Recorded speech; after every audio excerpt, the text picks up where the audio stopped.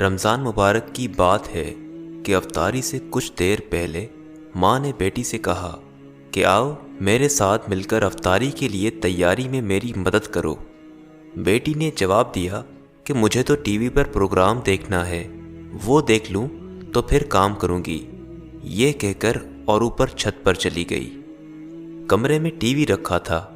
اس لڑکی نے ماں کے ڈر سے کہ کہیں مجھے زبردستی کام کے لیے نہ اٹھا کر لے جائے، دروازہ بھی اندر سے بند کر لیا۔ ادھر ماں بیٹی کو آوازیں دیتی رہی، بیٹی نے ایک نہ سنی۔ کافی وقت گزر گیا، گھر میں سب مرد بھی آ گئے، افطاری ہو گئی، لیکن لڑکی ابھی تک کمرے سے نکلی نہیں۔ ماں نے دروازہ کھٹکھٹایا تو اندر سے آواز نہ آئی۔ دل ڈر گیا۔ اس نے باپ اور بھائیوں سے کہا تو انہوں نے دروازہ توڑا اور اندر داخل ہو گئے تو کیا دیکھتے ہیں کہ وہ لڑکی زمین پر اوندھے منہ پڑی ہے۔ اس کو دیکھا تو وہ مر چکی تھی۔ اب حالت یہ ہوئی کہ لڑکی زمین کے ساتھ چمٹی ہوئی تھی، اٹھانے سے اٹھتی نہیں تھی۔ سب اس کو اٹھا اٹھا کر تھک گئے، حیران کہ آخر کیا کریں۔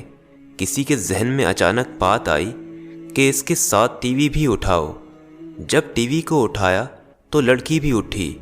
اب تو یہ ہوا کہ اگر ٹی وی اٹھاتے تو لڑکی اٹھتی، ورنہ بالکل کوئی اس کو نہ اٹھا سکتا۔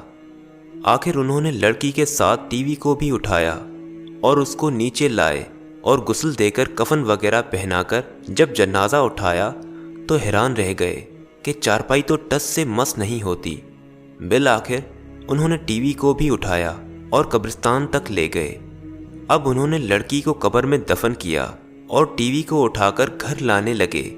جو ہی انہوں نے ٹی وی کو اٹھایا تو میت قبر سے باہر آ پڑی۔ انہوں نے پھر اس کو دفن کیا اور ٹی وی کو اٹھایا تو پھر میت باہر آ پڑی۔ اب تو سب کو بہت پریشانی ہوئی۔